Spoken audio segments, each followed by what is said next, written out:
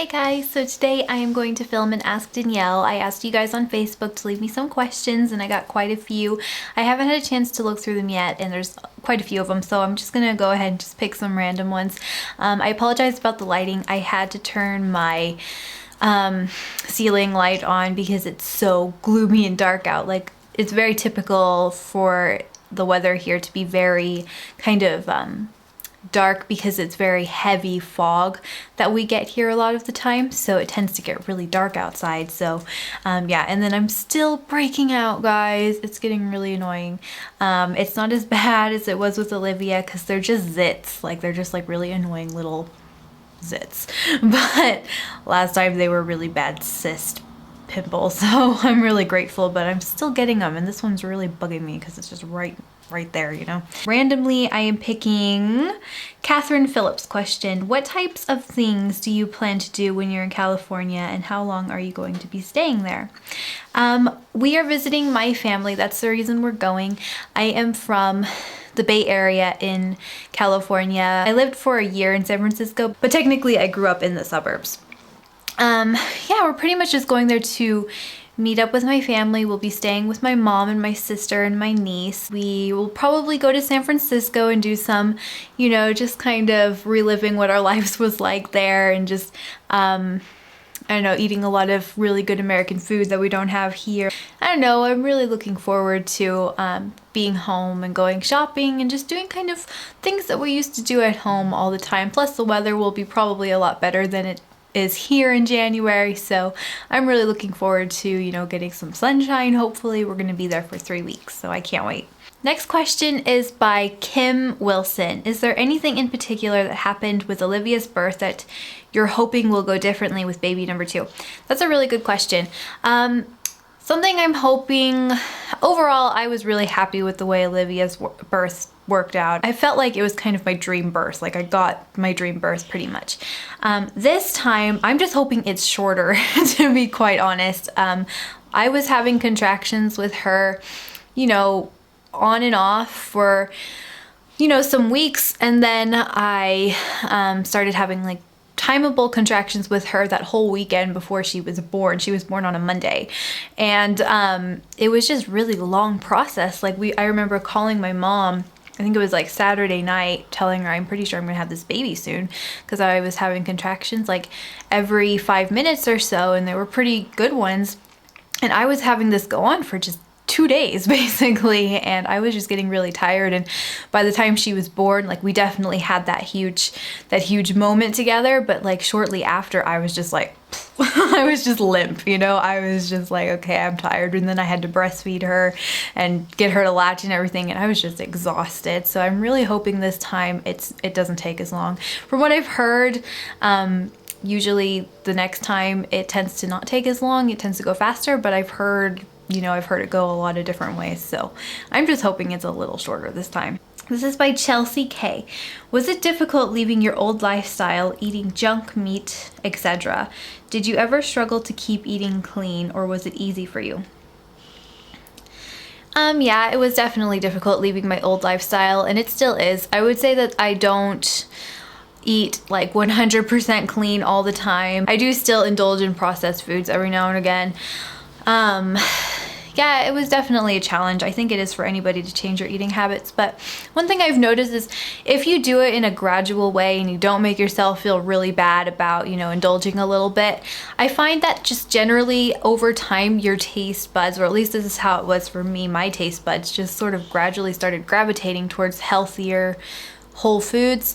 Like, now I can't stand a lot of processed food. It's just, there are some things that I do still really enjoy, but I've also noticed too, like when I bake at home, I tend to bake with a lot less sugar than is recommended, because I've just changed. Like, now I don't care for like things to be like super sweet. Like, now I like things to be more subtly sweet, and I like to, you know, just really experiment with all the other different flavors instead of just like, you know, the sugar and the salt and the fat and all that. I've just found that my taste buds have changed loads gradually over time, and I think you just need to be patient with yourself and know that it's going to be a process, because you're kind of your brain and your taste buds are kind of wired a certain way, because I grew up eating that kind of stuff, so it was definitely really difficult to escape those habits. Next is by Charlotte Louise Wood.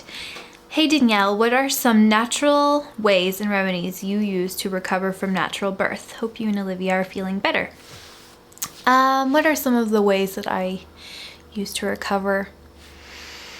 My midwife actually gave me quite a few things, like a little kit. It's called the Wochenbett kit or something like that, and that means like the week, your week in bed kit, because here in Germany it's called Wochenbett when you are, you know, your first week postpartum.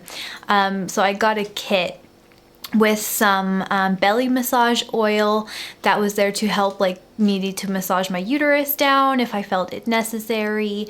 I got a whole bunch of really big pads, as I'm sure you guys were, you know, you guys already knew. I received some nipple cream. I did also receive sitz bath, which I used maybe 2 days after postpartum, and that was really good.